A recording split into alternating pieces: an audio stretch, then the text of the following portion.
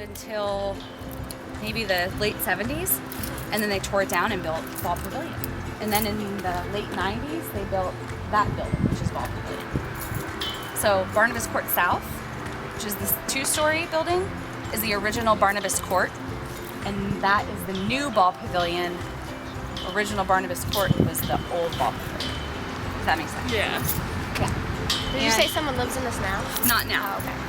No, they renovated it in probably the, 60s maybe, and created the conference room and the office space. And actually, Frederick Brevillier never lived in the house. He died before it was finished being built. So Catherine lived here by herself with her servants, of course. That's servant quarters, not slave quarters.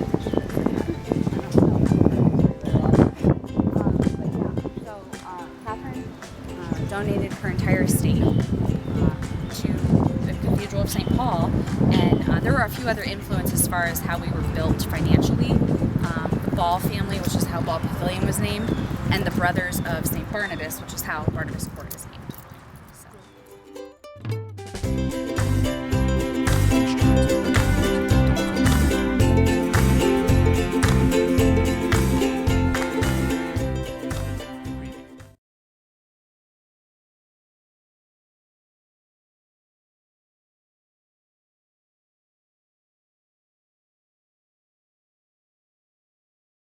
I am the Assistant Director of Recreation and Volunteers.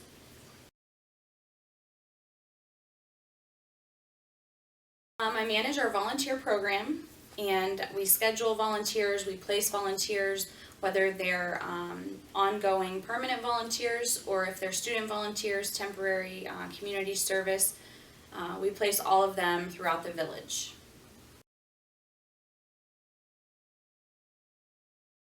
I would say that Brevillier focuses on providing quality care in a home-like atmosphere. It's part of our mission. If you walk through the halls at Brevillier, it has a very home-like sense. We're committed to providing the best quality care that we can for residents' body, mind, and spirit.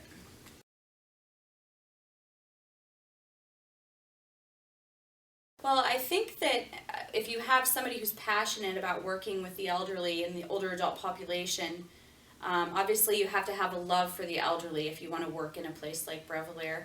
And I think that just in turn, if you like what you're doing and you enjoy it, then it's going to turn out to provide a better environment for the residents.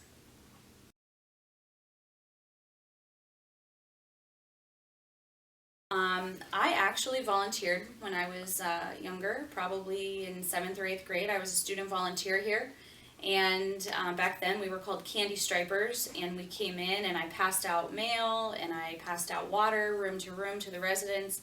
And then as I got a little older, I did some more community service here, and in college I did my internship here with the social work department.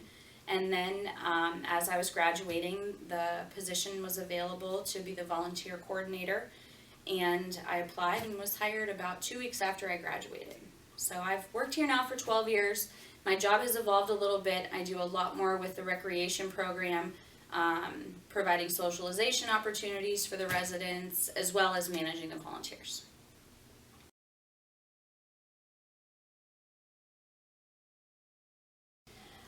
Well, the volunteers, there's a lot of benefits to volunteering. You know, you get a good sense of community, you get that feel-good feeling helping someone, but also it exposes people to a lot of different career paths, you know, different things that they can do with their future.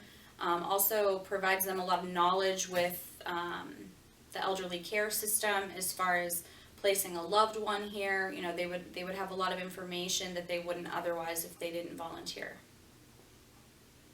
Cool. That's it. Okay. Thank you. All right. Thank you. Preview.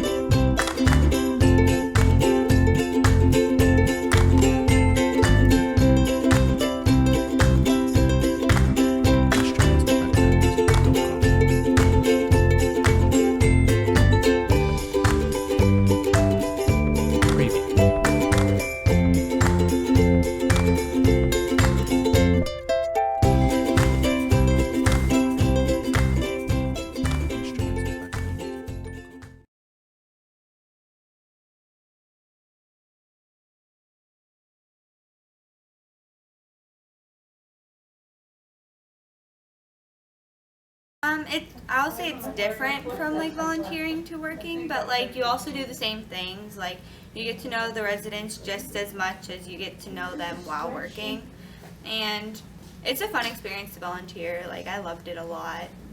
Then you can put little.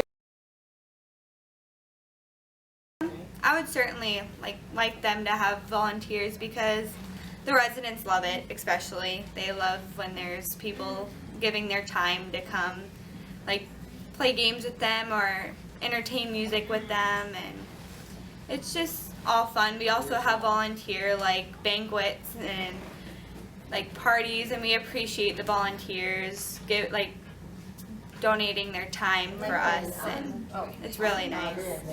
Thank you.